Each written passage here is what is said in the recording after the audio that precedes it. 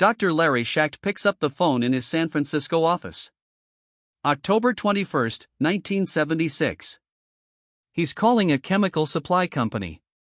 Industrial chemicals. Agricultural products. Medical supplies. They sell to universities. Research labs. Hospitals.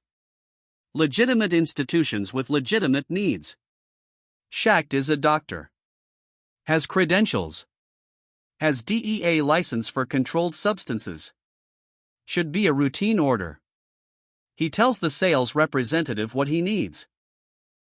50 kilograms of potassium cyanide. Pharmaceutical grade. The line goes quiet. Not silent. But quiet. The kind of quiet that means someone is processing something unexpected. Then the sales rep's voice. Careful. Professional. But different than before. Dr. Schacht. That's a very large quantity. 50 kilograms is enough to kill 5,000 people. Can you tell me the intended use? Schacht's voice changes. Audible even in the recording. Gets tighter. Higher. Gold mining operations. Agricultural pest control. Fumigation purposes. The sales rep doesn't respond immediately. Another pause. Shorter this time. I see. But you're calling from a medical practice. And your DEA license is for medical use. This seems unusual for gold mining. Then comes the silence. 10 seconds. On a phone call, 10 seconds is eternity. 10 seconds where neither person speaks. Where you can hear breathing. Where you can hear someone thinking. Where you can hear someone deciding. The recording captures it all. Schacht's breath. Uneven.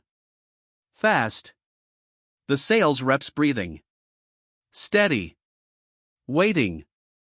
10 seconds of a doctor deciding whether to say the truth or continue the lie. 10 seconds of a supplier deciding whether to ask more questions or just process the order. 10 seconds that led directly to 909 deaths. Because at the end of those 10 seconds, Schacht spoke. And what he said made the sale happen. Made the poison available. Made mass murder possible. Will you approve this order or should I call a different supplier? Not an answer. A threat. Veiled but clear. Stop asking questions or lose the business. And it worked. The supplier approved. $450. 50 kilograms. Shipped to a warehouse in Oakland. 2 years later, that exact cyanide killed 909 people in Jonestown. And Schacht drank it too. But those 10 seconds of silence are recorded. Preserved in FDA archives. Evidence of the moment a healer became a killer. If you want to understand how professionals become accomplices, subscribe now. Because this story reveals the 10 seconds when a doctor chose death over his oath. Larry Schacht graduated medical school in 1974. University of California. Good student. Passed boards on first attempt. Residency in family medicine. Bright future. Could have worked anywhere. Private practice. Hospital. Research. But he joined People's Temple instead. Not for money. Not for prestige. For purpose. He believed in Jones's vision. Socialist healthcare. Serving the poor. Medical care without profit motive. It sounded noble. Revolutionary. Exactly what a young idealistic doctor wanted. So he became Temple's physician. Moved to San Francisco. Opened a clinic that served Temple members. Free care. Donation-based. He worked long hours. Saw dozens of patients daily. Did good work. Real medical work. Helped people. Made a difference. This is important to understand. Schacht wasn't always the man who ordered poison. He started as someone trying to help. But People's Temple changes people. Slowly. Gradually. Schacht started noticing things. Jones's health was declining. Paranoia increasing. Drug use obvious. Schacht prescribed medications. Amphetamines for energy. Sedatives for anxiety. Painkillers for chronic issues. More and more. Higher doses. Schacht knew it was too much. Knew Jones was addicted. Knew he should intervene. Should cut him off. Should recommend treatment. But Jones was the leader. The father. The one who gave Schacht purpose. How do you tell your savior he's an addict? How do you cut off the man who gave you meaning? So Schacht kept prescribing. Kept enabling. Kept choosing loyalty over medicine. First compromise. Not the last.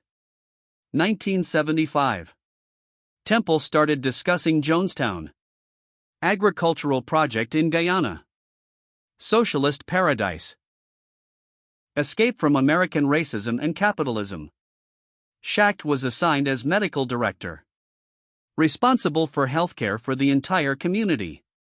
Hundreds of people eventually. He'd need supplies. Medications. Equipment. Enough for a remote jungle settlement with no nearby hospital. Schacht made lists. Antibiotics. Surgical supplies. Diagnostic equipment. Normal medical provisions. But Jones added something to the list. Emergency protocol supplies. Schacht asked what that meant. Jones explained. If the government attacks. If they send mercenaries. If they try to destroy us. We need a way out. A final option. Death with dignity instead of torture and imprisonment. Schacht understood immediately. Jones was talking about mass suicide. About cyanide. About killing everyone rather than surrendering. Schacht could have refused. Could have quit. Could have reported Jones to authorities. Second compromise. He didn't. October 1976. Jones called Schacht to a private meeting. Just the two of them. Jones's office. Door closed. We need to acquire the emergency supplies. The final protocol materials. I'm assigning this to you because you're the only one with the credentials to order it legally. Schacht sat quietly. Knowing what was being asked. Knowing what it meant. How much? Jones pulled out a notebook. Had done calculations. We need enough for complete coverage. Everyone. No suffering. No failures. 50 kilograms should be sufficient. Schacht did the math in his head. 50 kilograms of potassium cyanide. Lethal dose is approximately 10 grams. 50 kilograms is 50,000 grams. Enough for 5,000 people. Enough for everyone in Jonestown 5 times over. Jones was planning for certainty. For overkill. For making absolutely sure that if the final protocol was activated, nobody survived to tell a different story. Schacht should have said no. Should have walked out. Should have called police. He was a doctor. Sworn an oath. Primum non nocere. First, do no harm. Ordering poison to kill 5,000 people violates that oath in the most fundamental way possible. But Schacht had been compromised already. Small compromises. Enabling Jones's addiction. Agreeing to emergency protocols. Staying silent when he should have spoken. Each compromise made the next one easier. Made the impossible become possible. Made a healer willing to order death. Third compromise. The fatal one. October 21st. Schacht made the call. Used his office phone. During business hours. Normal day. Normal voice. Normal procedure. Accept the product. Chemical supply company. Reputable. Based in Oakland. Serve legitimate clients. Schacht identified himself. Gave his DEA number. Professional credentials. Then made the request. 50 kilograms of potassium cyanide. Pharmaceutical grade. The sales rep paused. This wasn't unusual request by quantity alone. Mining companies ordered this much. Large-scale fumigation operations. Industrial processes. But the quantity combined with who was ordering triggered something. Dr. Schacht. That's a very large quantity. 50 kilograms is enough to kill 5,000 people. Can you tell me the intended use? Schacht's voice changed. The recording captures it. Pitch increases. Breathing speeds up. Stress markers. Fear markers. The voice of someone caught. Someone lying. Someone who knows they're doing something wrong. Gold mining operations. Agricultural pest control. Fumigation purposes. The lie was prepared. Jones probably gave it to him. But Schacht's delivery betrayed him. Voice wrong. Too fast. Too high. Too defensive.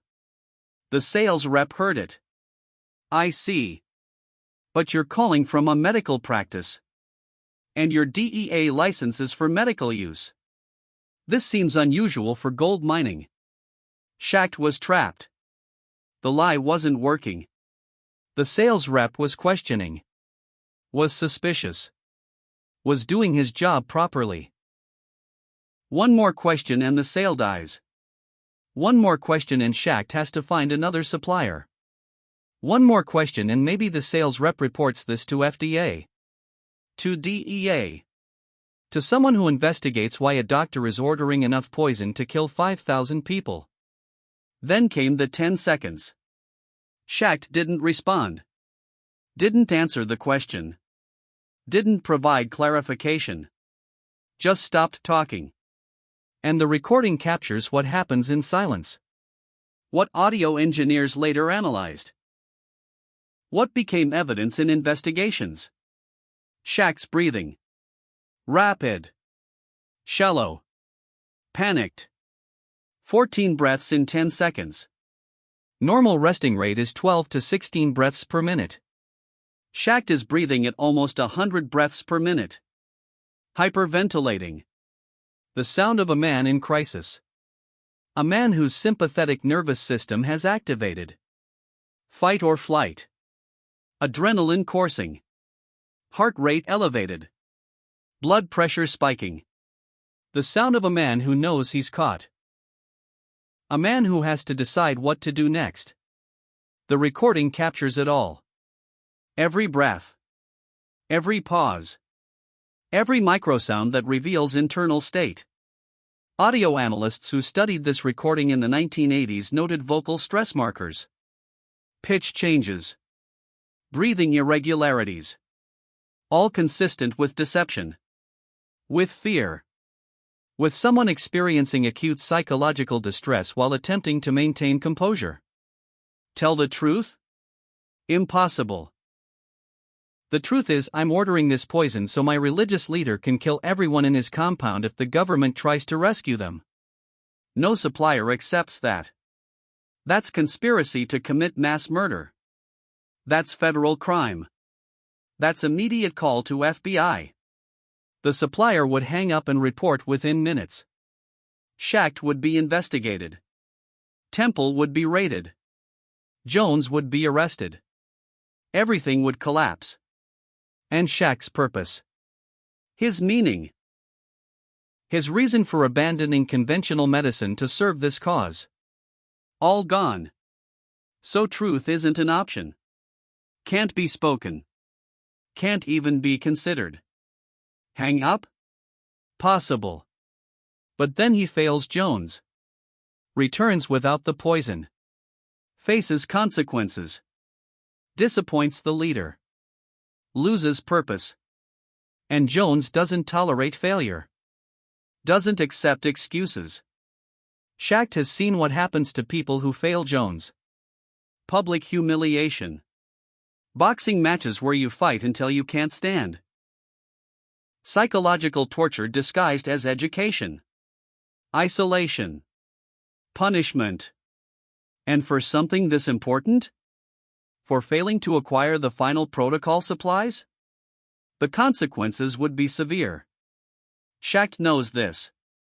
Fears this. The fear keeps him on the line. Keeps him from hanging up. Keeps him searching for a way to make the sale happen. Keep lying? Risky. The sales rep already doesn't believe him. Voice gave it away. Story doesn't make sense. More lies might make it worse. Make the rep more suspicious. More likely to press harder. More likely to refuse. More likely to report. But what other option exists? Can't tell truth. Can't hang up. Can only continue the performance. Find a better lie.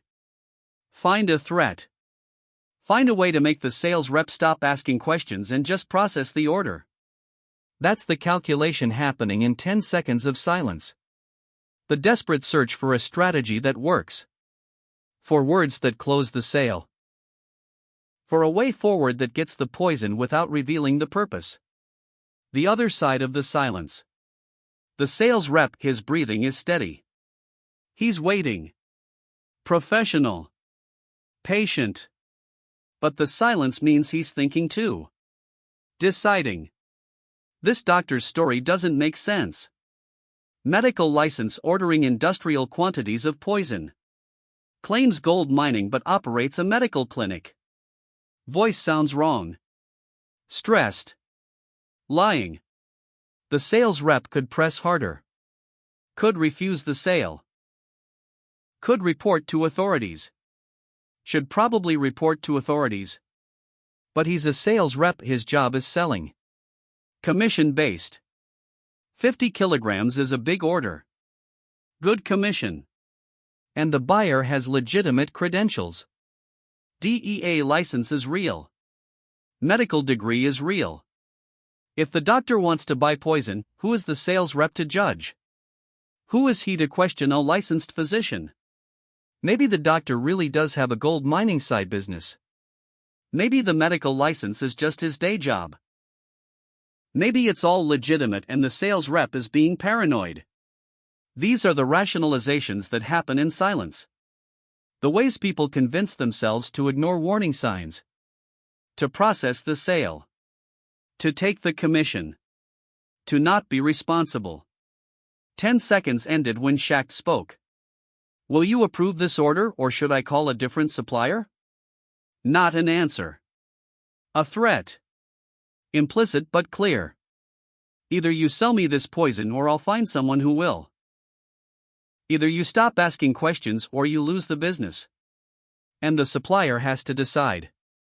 Lose a $450 sale or stop asking questions. Risk making false accusations against a licensed physician or just process the order. Be the hero who prevented potential crime or be the sales rep who did his job. Most people choose the path of least resistance. Choose not to be responsible. Choose to process the order. The sales rep chose to sell. Let me verify your credentials and we'll process the order. Verification took 10 minutes. DEA license checked out. Medical degree confirmed. Everything legitimate on paper. The order was approved. $450. 50 kilograms. Pharmaceutical grade potassium cyanide. Shipped to a warehouse in Oakland. Paid in cash. Picked up by Temple members. Transported to Jonestown. Stored in the medical building. Locked cabinet. Only Schacht had keys. Only Schacht knew exactly where it was. Only Schacht knew the dosage. Only Schacht could prepare the mixture when Jones gave the order. The poison sat there for 2 years. Waiting. Being tested during white night drills. Being measured. Being calculated. Schacht making sure it would work. Making sure that when Jones said go, everyone would die quickly. Painlessly. Completely. That was his job now. Not healing. Killing efficiently. November 18, 1978. Jones activated the final protocol. Schacht's poison. Schacht's order. Schacht's 10 seconds of silence that led to this moment. The cyanide was mixed with grape flavor aid. Valium added to calm people. Phenergan to prevent vomiting. Schacht supervised the preparation. Made sure the dosage was right. Made sure it would kill. Made sure his 10 seconds of silence 2 years earlier would result in 909 deaths today. He wore gloves. Measured carefully. Used his medical training to create the most efficient killing agent possible. Mixed it in large vats. Industrial quantities. Professional execution. This was medicine in reverse. Instead of calculating doses to heal, he calculated doses to kill. Instead of titrating medications to minimize side effects, he titrated poison to maximize death. Every skill he learned in medical school. Every principle of pharmacology. Every understanding of human physiology. All applied to mass murder. He helped distribute. Helped administer. Helped watch people die. Stood there as 909 people drank his poison. Watched them convulse. Watched them die. Watched children die. Watched the elderly die. Watched everyone die from the poison he ordered during 10 seconds of silence 2 years earlier. Then his turn came. Someone handed him a cup. His own poison. His own mixture. His own decision. He drank it. His last act as a doctor was taking the poison he ordered. Dying from the decision he made. Paying the price for the 10 seconds when he chose loyalty over ethics. Chose Jones over his oath. Chose death over healing. He died within minutes. Cyanide is fast. Schacht knew exactly how fast. He'd calculated it. Tested it during drills. Made sure it was quick. Made sure it was certain. Made sure that when the moment came, there'd be no survivors. No witnesses. No one left to tell a different story. His medical expertise used for extermination. The recording of the phone call was found in 1983. FDA investigation into how Jonestown got the poison. They pulled records from the chemical supply company. Found the order. Found the recording. Found Schacht's voice. Found the 10 seconds of silence. Found the threat.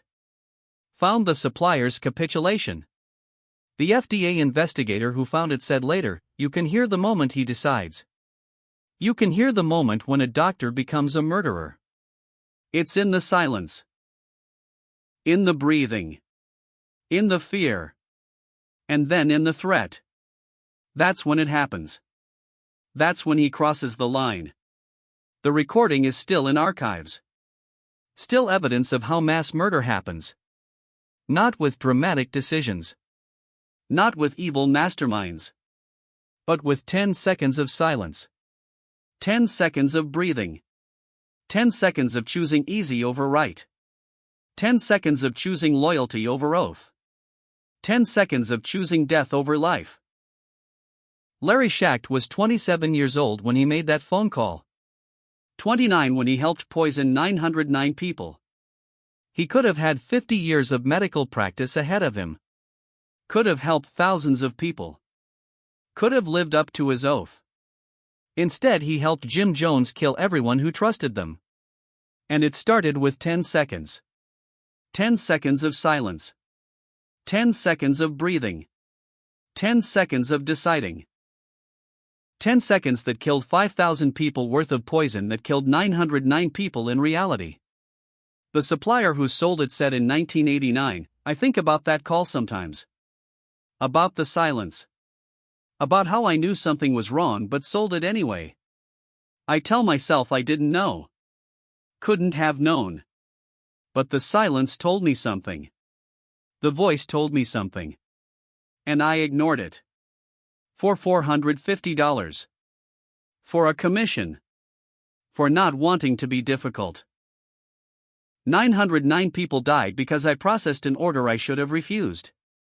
Because a 10-second silence wasn't enough to make me say no. That's the legacy of the 10 seconds. Not just Schacht's decision to order, but the supplier's decision to sell. Both men in silence. Both men deciding. Both men choosing wrong. Both men complicit. One dead from his own poison. One alive with guilt. Both responsible for making Jonestown possible. Both unable to take back 10 seconds that led to 909 deaths. 10 seconds of breathing. 10 seconds of silence. 10 seconds that should have ended with no. But ended with yes. And everyone died.